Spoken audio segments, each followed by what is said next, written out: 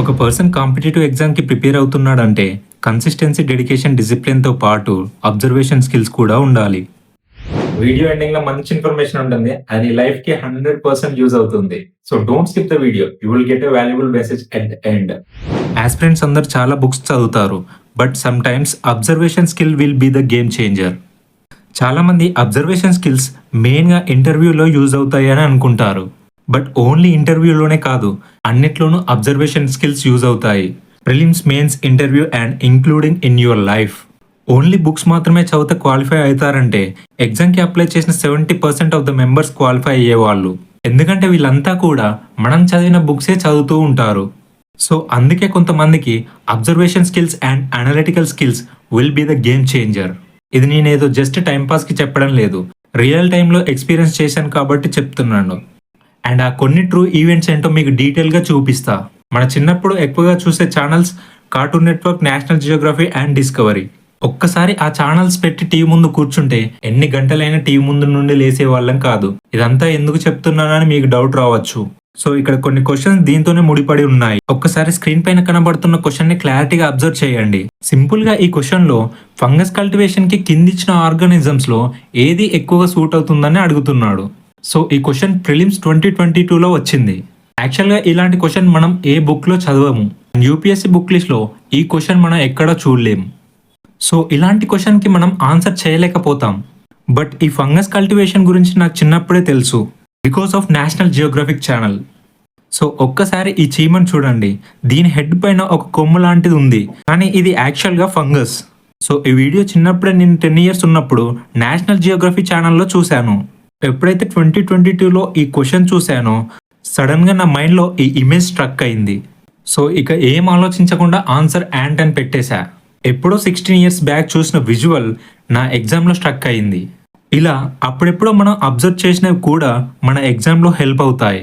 And next ఇంకో question చూడండి. Indian elephants గురించి ఇచ్చాడు. సో ఇందులో first statement female elephant head of the group అని చెప్తున్నాడు. సో ఈ క్వశ్చన్ కూడా యూపీఎస్సీ ప్రిలిమ్స్ క్వశ్చనే. సో ఇలాంటి టైప్ ఆఫ్ ఇన్ఫర్మేషన్ని నేను నేషనల్ జియోగ్రఫీలో 16 years బ్యాక్ చూశాను. సో అలాంటి ఇన్ఫర్మేషన్ నాకు ఎగ్జామ్ రాస్తుంటే మళ్ళీ గుర్తొచ్చింది. సో ఆ క్వశ్చన్కి పెద్దగా టైం తీసుకోలేదు, సింపుల్గా ఆన్సర్ పెట్టేశాను.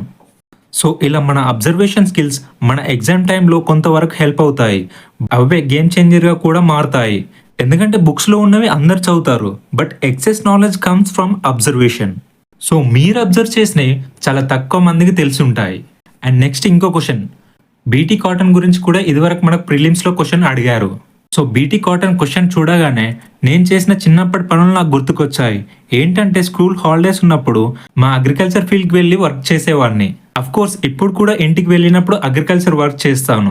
అయితే చిన్నప్పుడు విలేజ్లో పత్తి గింజల ప్యాకెట్ ఇచ్చి దానిపైన పేరు అండ్ కంపెనీ పేరు చెప్పమనేవాళ్ళు. ఎందుకంటే చాలా మంది ఫార్మర్స్ అన్ఎడ్యుకేటెడ్ కాబట్టి వాళ్ళు తెచ్చుకున్న వస్తువులు దేనికి సంబంధించినో చెప్పమనేవాళ్ళు. సో నేను ఆ పేరు, కంపెనీతో పాటు ఇంకా దానిపైన ఏం డీటెయిల్స్ ఉన్నాయో చూసేవాడిని. అప్పుడు ఆ పత్తి గింజల ప్యాకెట్ పైన బీటీ కాటన్ అని కనిపించింది. అండ్ దాని గురించి వెనకాల డీటెయిల్స్ మెన్షన్ చేసేవాళ్ళు. సో ఇలా బీటీ కాటన్ అనేది చిన్నప్పటి నుంచే నా మైండ్లో ఉండేది. సో ఈ బీటీ కాటన్ గురించి క్వశ్చన్ అడగగానే నేను సింపుల్గా ఆన్సర్ చేసేసాను.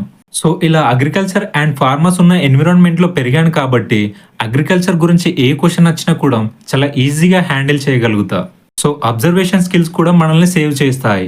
మన యూపీఎస్సీ చాలా క్వశ్చన్స్ ఇలా అనలిటికల్ అండ్ అబ్జర్వేషన్ క్వశ్చన్స్ చాలా అడుగుతారు. At least every year 4 to 5 questions ఉంటాయి. అందులో కొన్ని చెప్తాను చూడండి. అవి డైలీ మన లైఫ్లో యూజ్ చేసేవే.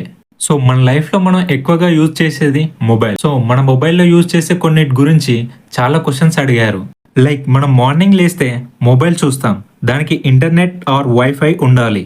సో వైఫై అనేది మొబైల్లో ఒకటి. ఈ వైఫై పైన కూడా ప్రిలిమ్స్లో క్వశ్చన్ వచ్చింది. అదే మొబైల్లో 4G LTE and 4G Walt అంటే ఏంటి, దీనిపైన కూడా క్వశ్చన్ వచ్చింది.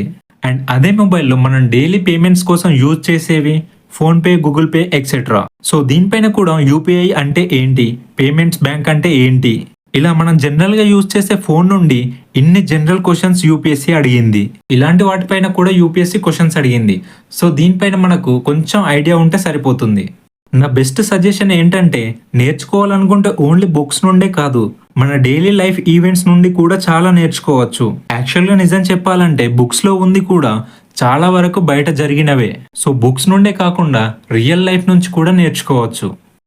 సో ఒకసారి మీరు ఏ ప్లేస్‌కి వెళ్ళినా కూడా జస్ట్ ఒక లుక్ ఎయండి. ఆ ప్లేస్‌లో ఇంపార్టెంట్ థింగ్స్ ఏంటి, ఫుడ్ ఏంటి, కల్చర్ ఏంటి, ఫెస్టివ్స్ ఏంటి, ఇలాంటి ఇంపార్టెంట్ థింగ్స్ పైన జస్ట్ ఒక ఐడియా ఉంటే సరిపోతుంది. రేపు ఎగ్జామ్‌లో అయినా లేదా లైఫ్‌లో అయినా నీ అబ్జర్వేషన్ స్కిల్స్ నీకు డెఫినిట్‌గా యూజ్ అవుతాయి. వీడియో నచ్చితే లైక్ చేసి సబ్స్క్రైబ్ చేసుకోండి. Thanks for watching.